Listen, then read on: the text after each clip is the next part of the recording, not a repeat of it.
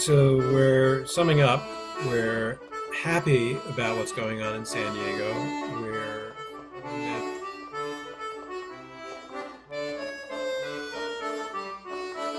We're talking about San Diego Unified School District and their new policy to go toward more of a mastery of knowledge, really, assessment or grading system. They're still grading, but they're going to separate out some things that were graded before, like attendance and participation. I was very excited when I heard about this. I can't think of a larger. I was really. I can't think of a larger district that does it. In New York City, there's the Mastery Collaborative, which is like 40 schools, but it's just a small part of New York City schools. So to have all of San Diego County doing this, to me, that's pretty cool. The headlines that I saw were tied it to anti-racism, and I wonder underneath that hood just how far it is, because they're still grading. They are just taking one step.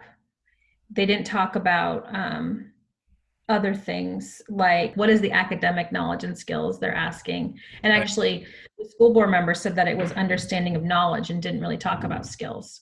But is that really based on colonized curriculum? I appreciated the fact that they expressed it as anti-racism. I mean, when we tried to do it in Maine, when we did it in Maine, it was put forth as being, logical, more true, better for kids, made more sense. And the responses that we got from many people were like, "Well, I was raised in this other system, and I turned out fine because the traditional system is racist. And if this makes it somewhat less racist, like I said, one step at a time." Yeah, I think the same thing in New Hampshire. We were talking about this last week. Why hasn't competency-based assessment in New Hampshire really, after almost 2 decades, really transformed our schools here? Because we're still doing really traditional things. We're still giving grades. Folks don't fully understand what body of evidence is. They're not calibrating. They don't understand their own bias in assessment and how to, build systems. And I think that one way to move forward in New Hampshire is to tie it to that anti-racist piece, or really unpack the system a little bit more. You think it's the tinkering to utopia syndrome where it's like you think you can just change a little thing and advance the cause, and then you'll change another little thing and advance the cause, but meanwhile you've still got the weight of the whole system and its history behind you, and people don't make the connections between each of the tinkerings. Yeah, and I also don't believe that the tinkerings that we had in our system, so the policy around competency-based education, was made with a perspective of a diverse New Hampshire. I think it was created for making school better and assessing what skills we really thought were important in terms of jobs and college skills, right? College readiness skills, but not really in terms of creating a more humane system or creating better community members or a better community. So like the why wasn't the why that I hope it would be. Better humans, but I feel like the systems like what we were doing in Maine and Pace and in a lot of other areas where they have to mix a newer system with the traditional system is that they're trying to use the newer system to do the things that the traditional system used to do. So they still create a hierarchy of kids. They're still ordering kids. It's really difficult to sort of bust open a system or change. Even though I could nitpick and like say, gosh, I wish they'd gone further. I wanted to send like the superintendent of San Diego like some flowers or something, just for taking that step and announcing it and arguing for it the way they did. Do you think that the results are going to be addressing those numbers that they had? So we think about other things that are connected to grading. So are they calibrating? So are teachers having conversations about how they're calculating scores in one class versus another class, even within the same school, never mind the same district? So is an A in, algebra 1 the same as an A in algebra 1 in another school? And are teachers understanding their own bias in assessment. So I wonder if there are other practices that are going to be happening to address those other pieces. Like if their numbers, how much will their numbers change in terms of failure rates? If that one switch is enough, especially if you don't address those other pieces. So I'm really interested in following that story and seeing if what they hope to do with this one change is going to do the thing that they hope it will do. When we did QPA, we in the beginning we were like, you should do these collaborative practices, but pretty quickly we discovered that the collaborative practices are just absolutely necessary. They're non-negotiable. And the places where those collaborative practices have happened, so if we're talking about California, like Del Lago and Lindsay, where not only do they do standards-based and competency-based stuff, but they also have this collaborative culture, the numbers have been great.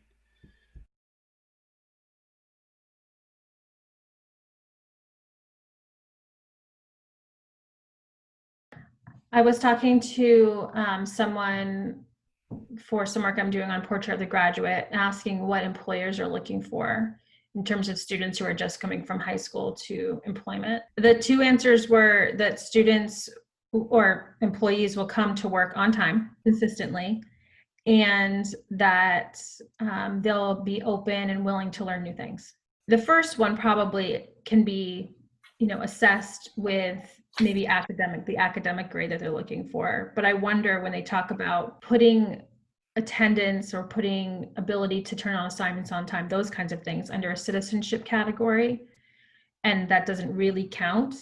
I wonder what that says to students. And in New Hampshire, I think we struggle with that often too, when we just said, okay, we're not counting your ability to turn something in when the deadline is. That's not going to affect your grade on that project. But that is a real skill that folks who employ people are really looking for, that you can meet deadlines, and that you can, be accountable for what they need as employers. So where's that skill taught, and how is that assessed and addressed? The other reason is when the deadline's real, people tend to meet it more, and kids don't feel like the work they're doing in school is real. I knew kids who like didn't turn anything in to my class, but then I would go see them and they would be working out in town at the Kmart or whatever, and they were like great workers. They always got there on time, but in my class they came in late. They were very reliable, and it's because that was real to them, possibly because it was giving them money, which is like a very capitalist value.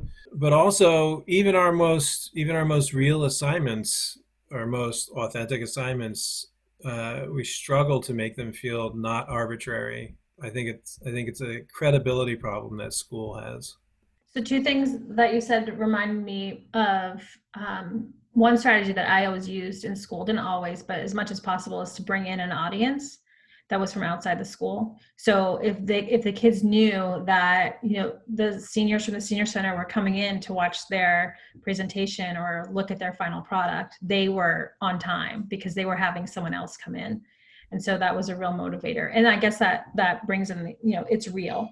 Senior project was the same. It was just built into our culture. So everyone presented on this day. So everyone had their stuff. Most kids showed up, and even if they didn't have a product, we even made them stand outside and talk about what they did learn so far, even if their product wasn't done. What happened that they didn't have a product, so that they were sort of held accountable in that way. And then the other thing to think about is how to include a student's whole experience in life as part of their school, right? So if I have a job outside of school because I want one, or because I need to feed my family or clothe myself, then maybe those skills there can be brought into and applied to the in-school experience. And I know that a lot of schools do that already. How do you capture the learning that doesn't happen inside your four walls is a challenge, but I think it would keep people from feeling as if they're wasting a lot of time.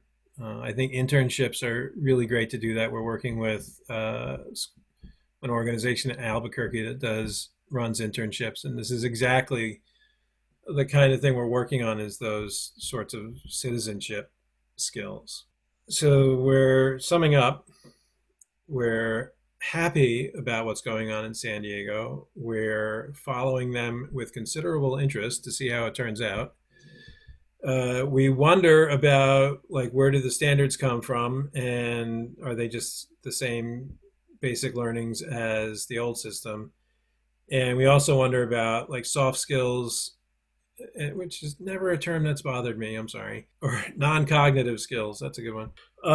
We wonder about that. That seems to summarize what we're saying. Did I miss something? Well, I like to call them essential skills because I think they're pretty essential. And I think in following them, I'm really interested in seeing if their numbers change. So if their goal was to ensure that more students of color were passing courses, if this one change actually meets that. So I'm super interested in that because I think there's other parts of the system that also need to change, and maybe they're changing those as well. And that's just not part of this policy, but I'm really interested to tell that story. The kickback has been really kind of lazy. I think people talking about participation trophies. It's like, really? That's what you're coming up with? I read a pretty good article on Forbes that critiqued it a little bit.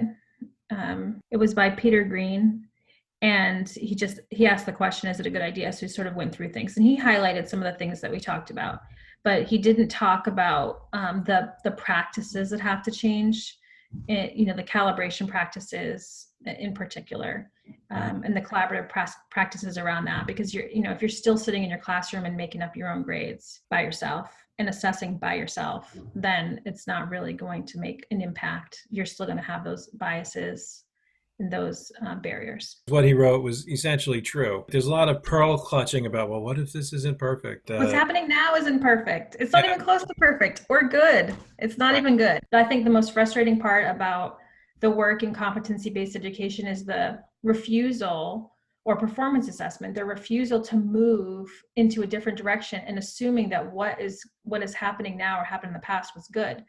Because like what you said before, oh, I worked through it and I'm just fine. Are you just fine? And what pain, did you have to endure? And why are we passing on pain to Right. folks? Why are we saying that's okay? You don't have to go. It's not a rite of passage to do a standardized test or to do all this work that's not meaningful to your life in order Right. to be a successful adult. I think there's like a timidness to the people who have been espousing our cause, and that they don't want to say you've been doing things wrong. They want to kind of sneak it in there. Just sort of, if we put these good practices on top, then the old practices will just wither away. So it's like Marxism in the state will just wither away. But I think when people don't let other things go though, right? So they're not letting old practices go. They're Right. holding on to everything. And so they're not even realizing that what was happening before is a bad practice. They're doing that thing and trying to do this thing. And maybe some things they'll let go because you just don't have time capacity to do everything. Right. But they're still holding on to things quite tightly. And I'm just not sure where the revolution is going to come from.